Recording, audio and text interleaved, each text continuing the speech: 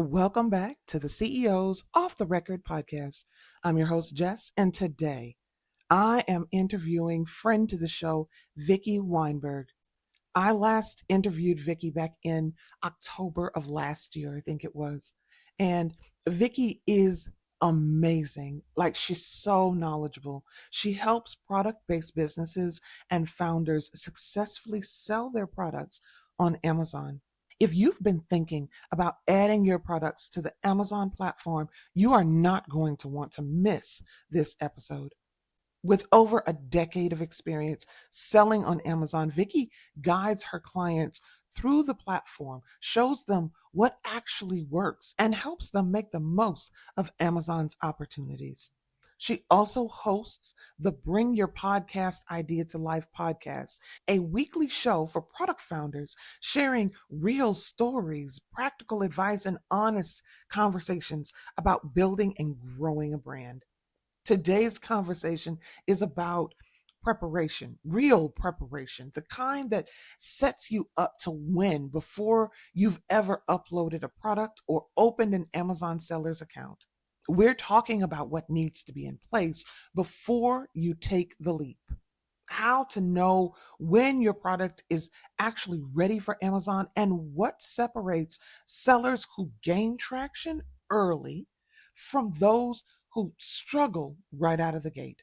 This episode is for business owners who want to treat Amazon like a serious revenue channel and build it with intention and clarity and strategy from day one.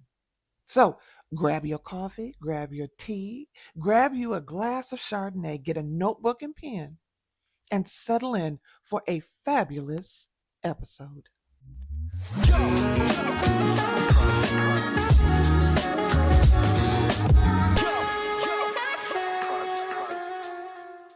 Vicki, thank you so much for joining me today on the CEO's Off the Record podcast. I am so excited to have you back on the podcast. I think this is going to be a good one. Last time you were on, I had so many more questions for you, and I'm like, I have to have her back on.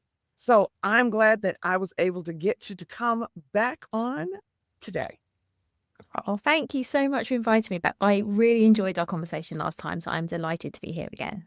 Awesome. So we're talking about Amazon. And like I said, I have a ton of questions. For somebody that's watching, that's intrigued by Amazon, but they're still kind of on the fence. They're not really sure if their product would go well on Amazon. What are some of the early signs that tell that they're actually ready? Like their product, they themselves, their systems, everything is ready to start selling on Amazon. Okay, so first thing is, let's talk about their products and their systems, then we'll talk about the Amazon side. I mean, the first thing is people already buying their products, because if people are already buying your product, whether that's on Shopify or wherever that is, that gives you an indication that, okay, this is a product people like, they're buying it. So that's like one good indicator. The other thing to think about is, can you sell your product on Amazon? You can sell most things on Amazon, but you can't sell everything. I'm not going to give you a list because it changes, but there are some things you can't sell, and then there are some things you can sell, but you might have to go through additional checks. So, for example, I'm working with a lawn care brand at the moment in the US, and because they sell lawn care products, we have to submit safety data sheets. We have to prove that their products are, how do we say it? They've been they're under the appropriate regulators. They've been checked. They've got registration numbers, all this kind of thing. Now, all of this is fine. We have it. So the first thing is, can you sell your product on Amazon? If you can, are you going to be asked this extra kind of information? If so, do you have it? Because some people might not. For example, in the US now, you're about to have these new legislations for food supplements. And if you're selling food supplements on Amazon at the moment in the US, you're going to be asked to have your products tested by like an independent factory. This isn't coming in yet. It's coming in later this year. Some people will already have that done. Some won't. And so you need to just find out what's involved in getting set up and think, okay, can I do that? And am I willing to do that? Because I'll be honest, for some people, I speak to them and I say to them, okay, you sell this type of product, so this is what we're going to have to do to get you set up. And they go, do you know what? Sounds like too much work. I'm out. Absolutely fine, absolutely valid, but at least you know. And if you do want to go ahead and get started, at least you know what's required. And that's the other thing I would say about being ready for Amazon, as well as knowing that you've got a good product and people are buying it and you know find out what's involved in getting set up on Amazon. I hope you don't mind me mentioning, I've got like a free resource on my website. It's literally a checklist that tells you exactly what you're going to have to do. Take a look at that. Think about, okay, what's it going to be? What's involved? How long is it going to take me? How much effort is it going to be? Do I need to get someone in to help me, or can I do it all myself? Because what you don't want to do is day one, open up your laptop, go, right, I'm going to start selling on Amazon. And then you haven't quite realized the task ahead of you, because while it's not complicated, it is a process. It can take time. And I think knowing what you're going into is super important. So you mentioned that, like for the example, for the supplements and for the lawn care, that there are specific things here in the US that folks have to think about. When you're signing up or when you're setting your products up in Amazon, do they ask you what countries you want to sell in? And if so, do you have to abide by like multiple country requirements? So the way it works is most people would start setting up in wherever their like core marketplaces. So if you're most US sellers, not all, would start selling in the US. And you've also got the option to sell in Canada and Mexico under the one selling account. If you want to expand further than that, so you want to sell in Europe or Australia, you almost have to think of it as an add-on to your account. So it's the same system you're logging into, but you have to bolt on these extra countries and regions. And as you said, yes, all of them do have different requirements, which is why it can be really good to start off in your home marketplace, the one you're most comfortable with, because presumably you will then be, you will already be complying with any legislation, you'd hope anyway, if you're already selling something. And it will be a lot easier for you if there's different legislation or different loopholes you have to go through. It's so much easier in your own country when you're aware of what they are. When you start expanding to other marketplaces, so for example, I work with a lot of UK clients selling in the EU. So, and the European Union have some different rules around things like packaging and all kinds of different things. There's different information you have to provide, which is why I always suggest to my UK clients, start in the UK. It's easy, you know what you're doing, and then expand. So you can sell everywhere. You can sell just in one marketplace. It's completely up to you how you do it. Okay. Now, when it comes to the actual product itself, are there types of products that do better or worse on Amazon? And how would someone know that their product is like this would be a really good seller on Amazon? First thing I would do, and it sounds really, really simple, is go to Amazon and look for products similar to yours. If you can see products similar to yours, that's a good start. If those products have already got reviews, even better. And I know you might be thinking, oh, but then I've got competition. But actually, that's good. It just means there's demand. That's what it means. It means there's demand. And of course, when you list your product on Amazon, you're going to make sure you have a great product listed and shows someone why they would buy your product versus this similar product. But if there are other products similar to yours with sales, with reviews, that's actually a really good sign. If there aren't any products similar to yours on Amazon, you may have to think about why. And then that's when you may have to do some thinking around, is Amazon a good fit? And it might be that your product's really unique. It's something quite new, but it's still something that's quite a good fit for Amazon. So for example, I worked with a brand a few years ago who worked with a device. It was like to help kids be mindful and like in the present. And we decided that actually Amazon was a good marketplace for that product because it was somewhere that it was aimed at parents. Lots of parents shop on Amazon. Amazon's obviously really big for gift buying, which is another category this product came under. It was so unique, the actual product, that it wasn't there already. So sometimes you might have to, think it through a little bit further than that.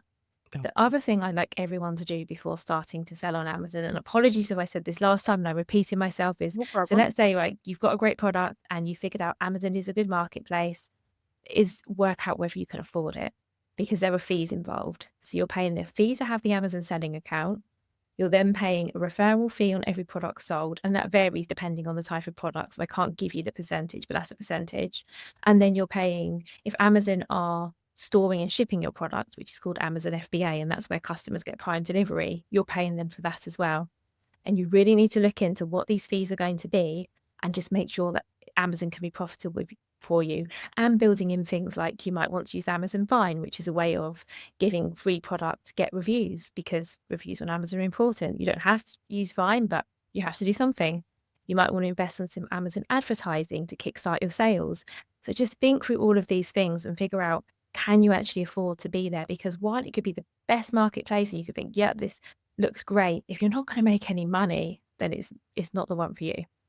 Now, do their fees come out of the cost of your product, or do you have to cut them a check every month or quarter? So the way it works is they almost, you think about it like they keep a tally. So every time you make a sale, they'll take away the referral fee for that sale and then leave you with the balance, and it all adds up. And then at the end of the month, well, they pay you twice a month, but at the end of the month is when they're typically going to bill you your account fees, your advertising fees, your storage fees, that kind of thing. If you don't have enough money in your account to take those fees out, so what they'll generally do is, what you'd hope is at the end of every period, like every 2 weeks, is that there's enough money in there that they take their money that you owe them, and then there's a nice chunk of money left and they pay that to you. If for any reason that isn't the case and you owe them money, you will have put a credit card on file when you set up the account, or a debit card, and they will just take the money. Oh, okay. Okay. That's really important to remember, because you can't be close to maxing that credit card out.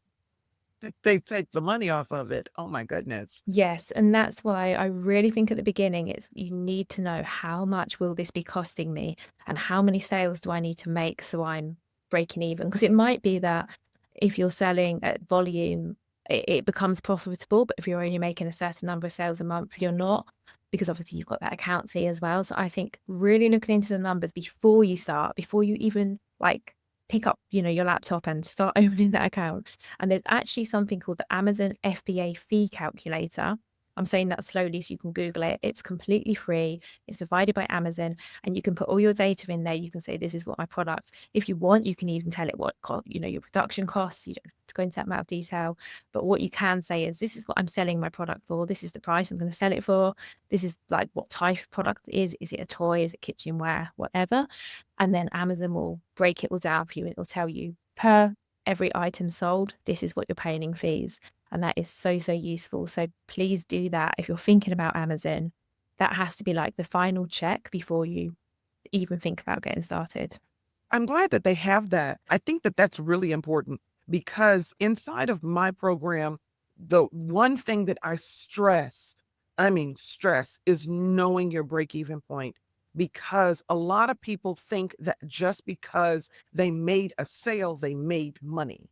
And that's not the case. Even in, I wouldn't say even, I would say especially when you are selling a product where you had all of the costs to make the thing or to buy the components, which we think about, but all the extra things that go into selling this product need to be included in that. So yeah, knowing that break even point is so, so important. And that reminds me as well, just to jump on that, is to say include the shipping cost as well. Because if you're listening to this and you're thinking, it's fine, Amazon aren't shipping the product for me, I'm going to be shipping it. That's great, but that's still going to cost you. So make sure you include that, because you need to be, like you say, Jessica, it needs to be all of your costs, because you don't want to get a nasty surprise. I genuinely have had people come to me and say, I've been on Amazon for 6 months or whatever, and I've suddenly realized I'm not making money. I'm actually losing money. And that's not where you want to be. You don't want to be losing money. You don't even want to be breaking even, unless you're there for just visibility, in which case maybe breaking even is fine for you. But ideally, you want to be making money. And if you're not, then that's something to look at. Now, you mentioned shipping. When someone is selling, they have the option to either send their products to Amazon and Amazon ships it out, or they can they receive a notification that someone has purchased something and then they ship it out. Yes, that's right. So they can choose which one they do. You can also do a mix of of both. So it might be like you've got some products that are standard size, they fit in a little box, and you think, okay, I'll send them to Amazon to fulfill. And then maybe you've got some big products and you're like, that's going to cost so much for someone else to store. I'll fulfill those myself. And that's one thing that I think is really nice, is you have that flexibility and you can change. You can start doing one thing and go, do you know what, that's not working for me, and switch to the other. So I think that's one of the pros about Amazon, is in that sense, it is quite flexible. Okay. And then you also mentioned advertising. Now, I have to say, I don't have regular cable, what people would call regular cable here in America. I mainly watch Prime. Prime has free television, live television. So I watch that or I'll watch YouTube. But I will say when I'm watching Prime, they have a ton of interesting commercials that are for products on Amazon because of course Prime is Amazon. What's interesting is that they will show me advertisements for products that I was just searching for on Amazon. So it's kind of like that since you were looking for this headrest, here's, this best product line that you can purchase right here and here's how it looks and someone using it and it looks just like a regular commercial, but it's for whatever I was just looking at on Amazon, and it's worked a couple times. And who did like? I didn't see that one when I was searching. I think I'll take that. And so it's really nice. So if folks are thinking about advertising, Amazon advertising works. Yeah, it absolutely does. And there's the kind of ads you're talking about, which are like Amazon TV ads. And then there's ads you can have on Alexa now. There's like so many different ways of doing ads. But for anyone getting started who's thinking this all sounds a lot, or I don't want to record a commercial, even like the most basic options for advertising on Amazon work really well. So you can have something that's called sponsored products. And that's where I recommend most people start. And all that means is when someone searches for a product like yours, you're coming up top in the search results. Because the great thing about Amazon advertising, the reason I think it works really well is people are on Amazon to shop. You're not there looking for ideas usually, or like, you might be looking to solve a problem, but you're looking for a product. You're looking to buy something to solve your products. Or if you're looking for ideas, it might be ideas for a gift. You've got a birthday coming up and you're like, what would a 40-year-old man want for his birthday? You know what I mean? But you're looking to buy. And that's why I think they work really, really well, because as long as your product matches what the customer is searching for, and you've got a really great product listing that explains why your product's great and how it meets their needs, and there's every chance of you getting a sale compared to other types of ads. So I get served a lot of ads on Instagram, for example, because that's the place I'm at the most. Sometimes they're good, but often a lot of them aren't relevant to me. They take me to websites that I don't know, and I'm like, do I want to put my card details in here? But the thing is, if you're shopping on Amazon and you're looking for something, you've already got your card details saved. You've probably got Amazon Prime. You trust it. You know that if something doesn't turn up, or it's not what you expected, you're going to get your money back. So I think there's a lot more faith in Amazon, which is why I feel like if you're on Amazon and you're trying to get more eyes on your products, advertising is a really good way of doing that, because it is a crowded marketplace. Interesting. So in addition to advertising, I tell people, and I preach this, everybody that listens to me knows I have said this a million times. If you are starting a business, or if you are getting ready to pivot your business, maybe starting out on Amazon, I tell people if you're just getting ready to start a business, you need to have an audience beforehand. You have got to. Do not start a business and and no one knows anything about you. You have no followers, because it's harder and takes longer to get that momentum.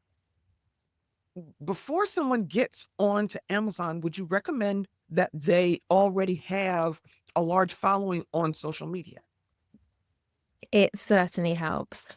Whether it's a social media following or whether it's people who are already buying on your website or buying from you somewhere else, having customers or followers really, really helps, because when you get started on Amazon, the hardest thing to get is those first sales. And the easiest place to get those first sales is for people who are already buying from you.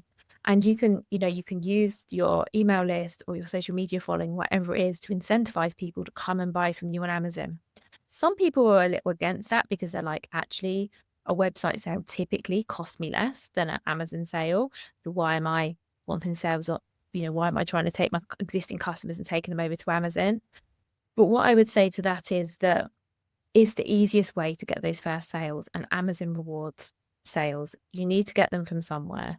And it can be a one-off. So something I've seen brands do that work really well is create like a limited time discount code, like for 48 hours, 20% off using this code just for their existing customers and followers. So it's really time sensitive, which helps get those sales.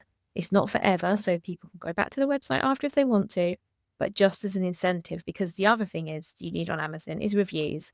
People who are already buying your products, let's assume they like your products. So if you ask them to leave you a review, you can be fairly sure they're going to leave you a nice review. And also, they're more likely to leave you a review anyway if they already know you and like you. Whereas you can't ask customers on Amazon, new customers, to leave you a review. That just isn't a thing you can do anymore. There's no way of doing that. But getting reviews is hard. So I always say if you can use your current customers, people who know your products, like your brand, to come and buy on Amazon and leave you a review, it just helps you get started. Because coming back to what we were saying about ads, something else I recommend is before you switch on your ads, you get some reviews, because it's so hard to convert a product when no one else has bought, or it looks like no one else has bought because there's not a single review on that. Even just a handful of good reviews will help you. And yeah, I know I'm repeating myself, but the best way to get that is from people who already know and like your product. So if they're selling on Amazon, they can have both a website where they're selling and they can sell on Amazon. Do most people do that, have both options?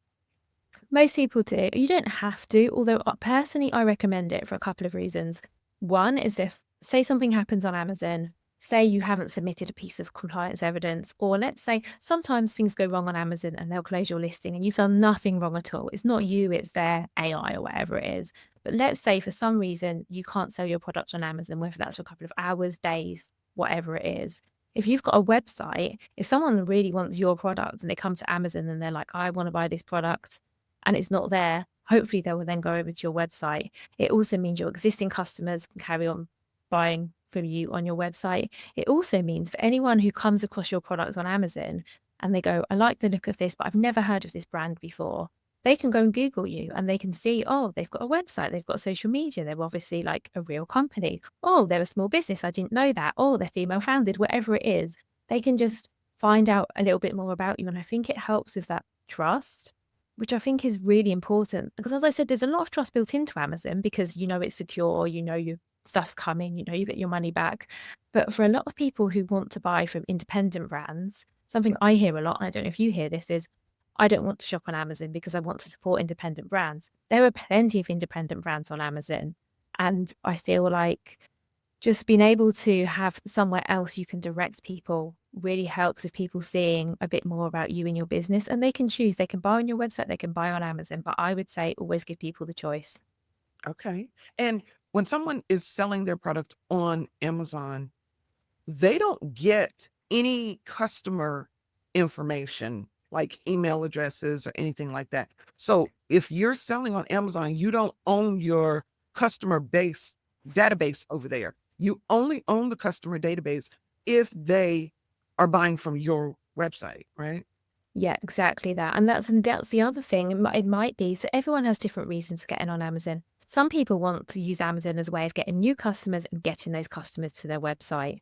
So, they might have like really prominent packaging with, their social media handles, or their website might be quite prominent on their packaging, for example, or they might have an insert of like a discount for their website because they want to get people over to their own site.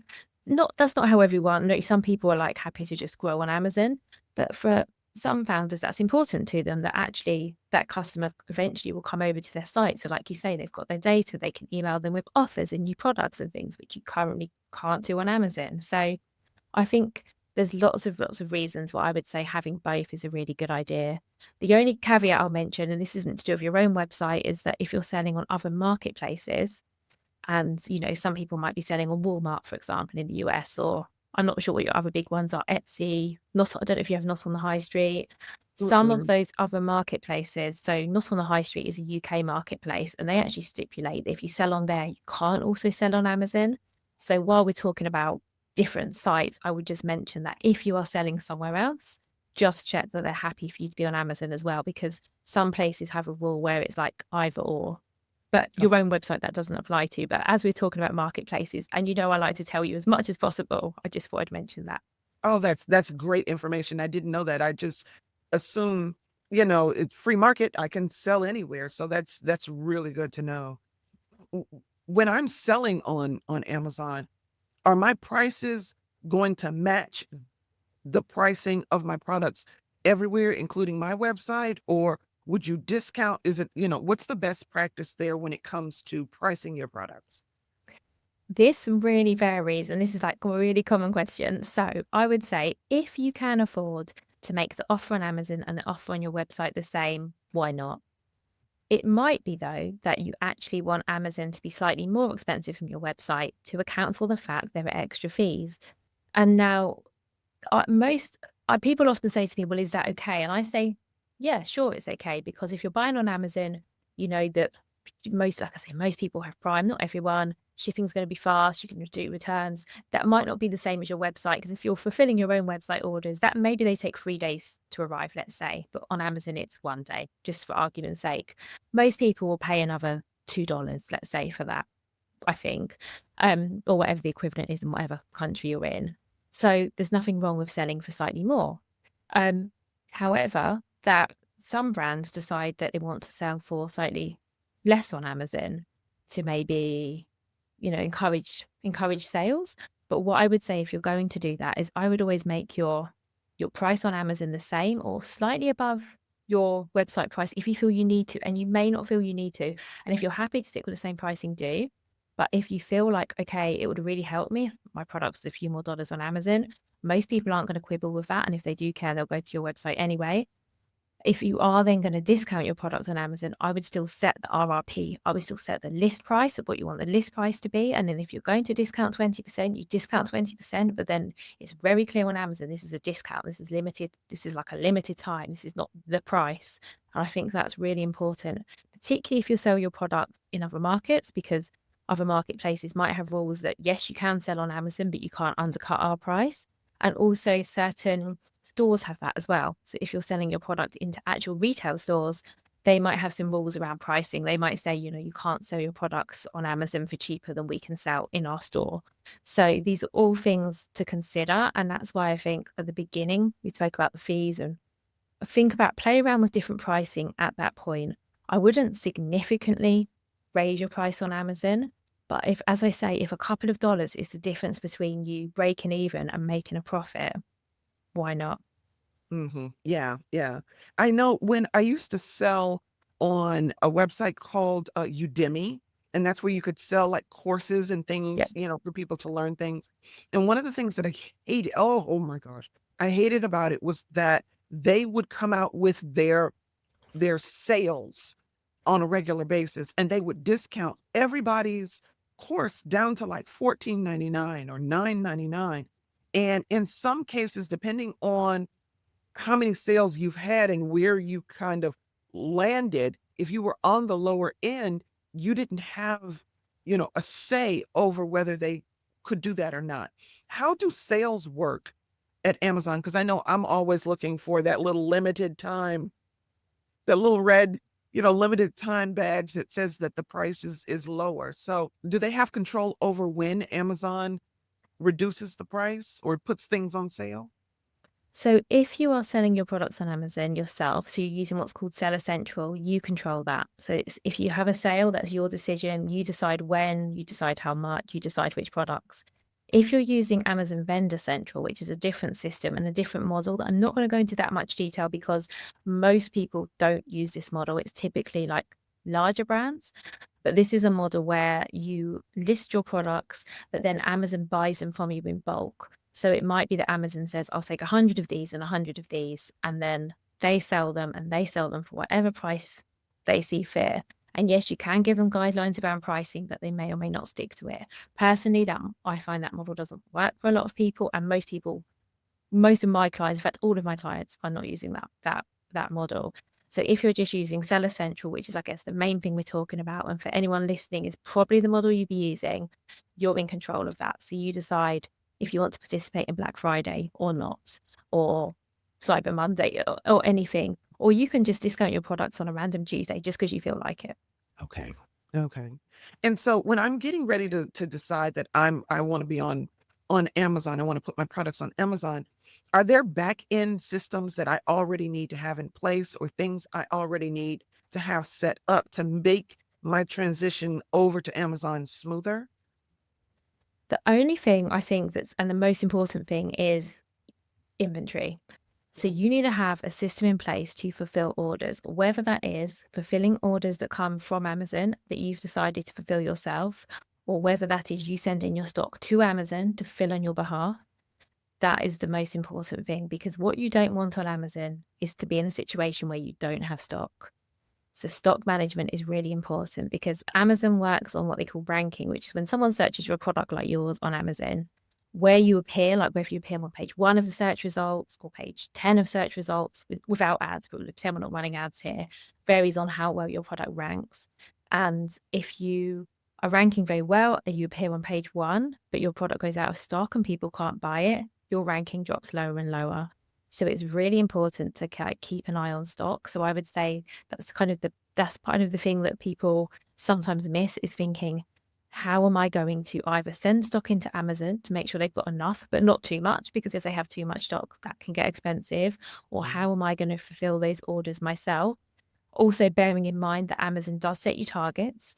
So if you receive an order from Amazon, you need to be dispatching it within a set time frame, because obviously they want to keep the customer happy. And you need to think through, can I do that? How will I do that? What will my process be? Am I doing it myself? Am I outsourcing that to a third-party logistics provider? All of these things need to be thought through before you get started. Okay. And I know before when we talked about it can take a lot of time to get started on Amazon, to get your footing, to get things going. When someone finally is ready to take that leap, what does a strong launch strategy look like? And what would be included in that launch strategy? I've decided I want to do this. What do I do now? Okay, so once you've decided you want to do it, the first thing is to set up your Amazon Seller Central account. So that's the account that you use to sell on Amazon. That process doesn't actually take long, probably in 30 minutes. You can fill out the form, but then they'll do some ID checks on you and they'll want to verify some information about you, your business, if you are a business. So that can take a little bit longer. So that can be a little bit of time. So that could take, let's say, up to a week, perhaps. Maybe not that long, but I'm just kind of I have to give ballparks, because sometimes I'll tell people, oh, it could take up to a week and it happens tomorrow. But and other times it takes longer. So we just have to estimate all of this now, because one thing with Amazon we find out is they're quite inconsistent. So nothing, you can't always second guess. So you set up your Amazon seller account and then you have to actually list your products. But before you actually go ahead and list your products, what you need to make sure is you've got really well optimized Amazon listing text. So you've got product descriptive text that is really well optimized for Amazon. And what that means is a couple of things. It means it contains the keywords and terms that people are searching for when they look for a product like yours, so the SEO side, to help it come up in search. It needs to sell like the benefits of your product in a way that people understand, okay, this is why I would choose to buy this product. And it needs all of the information someone needs to make a buying decision. Because when I look at products that maybe don't convert that well, it's often because there's something missing, either something a customer doesn't understand or something that they don't know. And I've definitely done this myself. I've looked for something on Amazon and I've looked at a product and it looks good. And I've gone, oh, but how big is it? And there's no dimensions. And I'm like, I can't buy this because it's important that I know the size. I can't see how big it is. That kind of thing. So it's making sure that your listing is well optimized for search, for conversions, and that it's complete. You also need some really good product images as well. Images are really important on Amazon now, especially so many people buy on their phones. A really common thing people will do is open the Amazon app, they'll click on a product listing, and then they'll just go like this and just flick through the images. So the images need to tell you as much about the product as the text does. So you really have to think about, how can you translate everything you've got in your text into your images. And that might mean having some images. I say an image is an image, but it is text to get across some of the key points of your product. So that's really important. And then once that listing is set up, you can breathe a little bit, because you've done a really big piece of work there, which is fantastic. But then the next thing is, okay, how are people going to find my listing and buy my product? And this is a bit that sometimes people haven't given as much thought to, because it's all about, getting listed and it's great, I've got my product on Amazon. But actually, and I say this a lot, no one is just going to come along now and buy your product. It's not going to happen. They're not going to find it. And that sounds really harsh and really brutal, but it's true, because you're not the first product on there. And even if you are, it's a big place. You're not just going to come and get found. So the next thing is, okay, what am I going to do to drive traffic? So coming back to what we said, and I think I've really pretty much covered all of this before earlier, is like using what you've got: social media, email list, existing customers, try and get some sales, try and get some reviews. You can get reviews from people you know already, or you can use Amazon Vine, which is I mentioned briefly before, which is where you say, I will give you, Amazon, 50 of my product or 10 of my product for you to give to verified reviewers who are going to get this product for free. So you are giving away products. So that is a cost to consider if you choose to do that. And then you get a verified review. Those are the first things I would do. When I'm advising anyone to get started on Amazon, I'd say focus on getting some sales and some reviews. Once you've got those and you've built up some healthy reviews on your products, then you can think about advertising. And Amazon advertising for me is the best way to go. Sometimes people say to me, oh, can I just switch my Facebook ads or Meta ads over to Amazon? Yeah, you absolutely can do that if that's working for you. But if you are starting from scratch with advertising, I think on Amazon ads are the way to go. And then, so you're doing all of this and you just have to keep at it. So it's not about just setting up ads. So you set up your ads, you need to monitor your ads. You need to see what's working, what isn't working. You need to tweak them. You need to see, is there anything costing me money that isn't converting? Or is there something that's converting really well? I should be putting a bit more money behind this because I can now, because I'm making a return. And I know some of this sounds so simple and so basic, but these are honestly things that I see where people, they get so far and then almost stop. And I'm like, no, you have to keep going, and it will get easier. And once you start making consistent sales, even if that's through ads, you'll then find you're making consistent sales organically as well, because your listing's showing up, because people are buying your product via ads, which sends a strong message to Amazon, this is a good product. People are buying it, they're leaving positive reviews. So Amazon's then incentivized to show your product to more people, because every sale you make, remember, they make money. So it's just like a cycle, but you just can't, especially at the beginning, take your foot off it. If you want it to go well, it's not a case of, okay, I'm set up on Amazon, I can sit back. It's like, no, actually, that's when the hard work starts. And you're probably looking at least maybe 3 to 4 months of continuous testing and tweaking and telling people you're on Amazon and trying to get reviews and maybe doing some sales or whatever it is. But just, it's work to get those first sales. It honestly is work. It pays off in the end, but to get a quicker payoff, you need to put more in at the beginning. I love that you said that. That made me so happy, because I preach this and I feel like people aren't listening to me when I say this is going to take a minute. This is not something that's just going to, arbitrarily one day on a Tuesday, you're just going to whoop and it's good.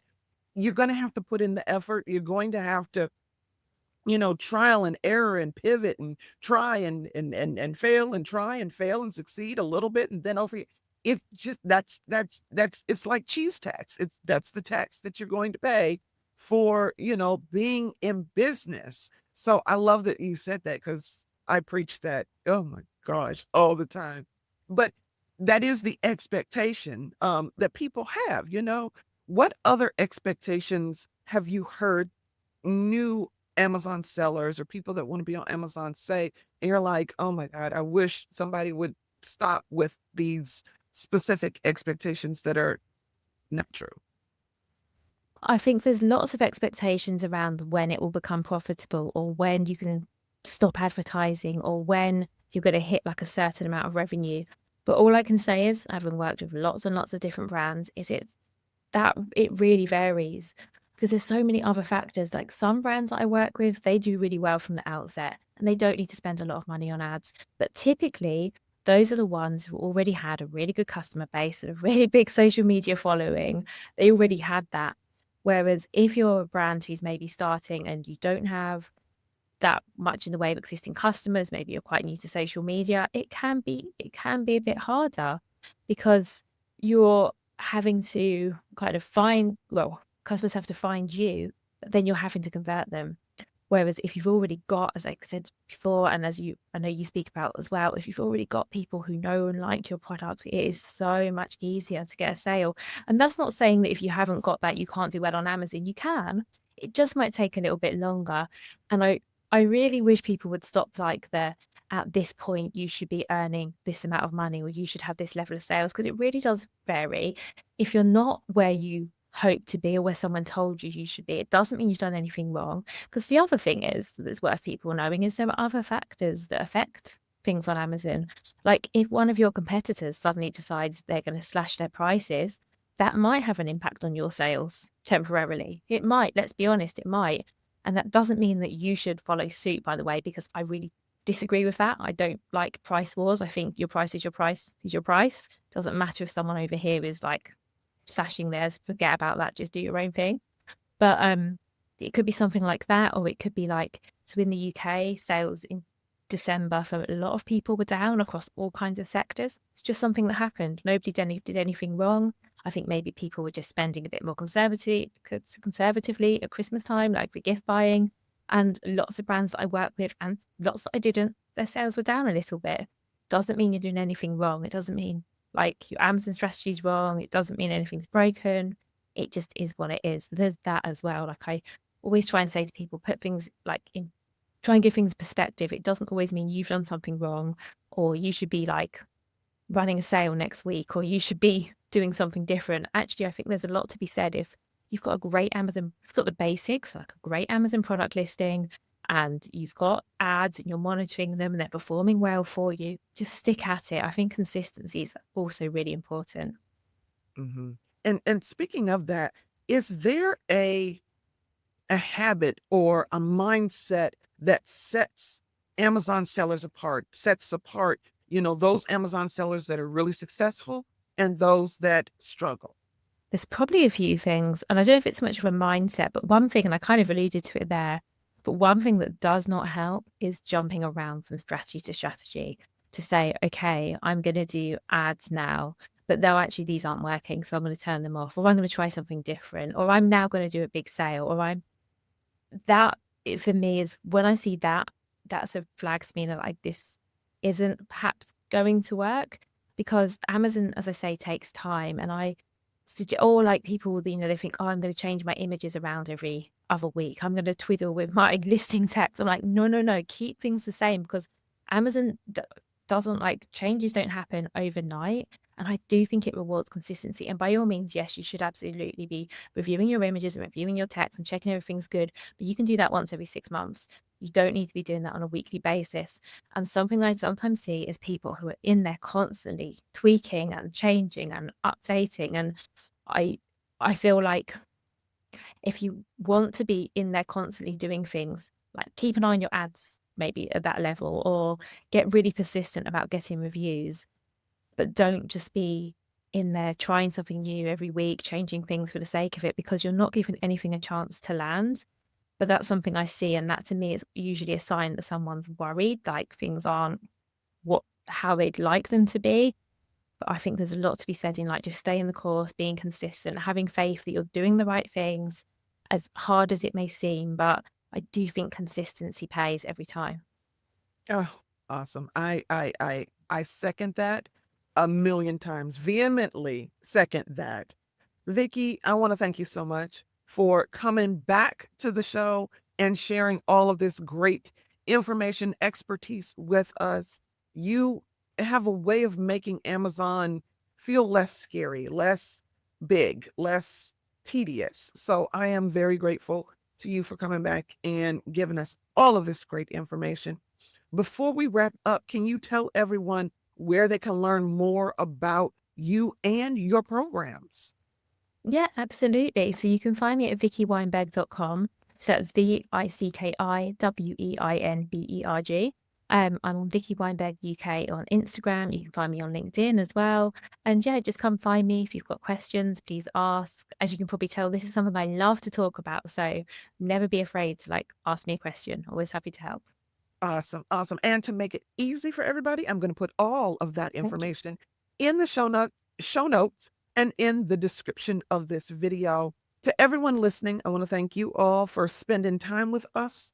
And I never take that lightly, that y'all take a few minutes to share a few minutes out of your day with us. And I am very grateful for everybody for showing up and listening in. Don't forget to subscribe to the podcast, subscribe to the YouTube channel if you watch us over on YouTube. Give us a comment if you have any questions for Vicki, and I will make sure that she gets any questions that are put down there, and then give this video a like. So I will see each and every one of you this time next week. Y'all have a good one.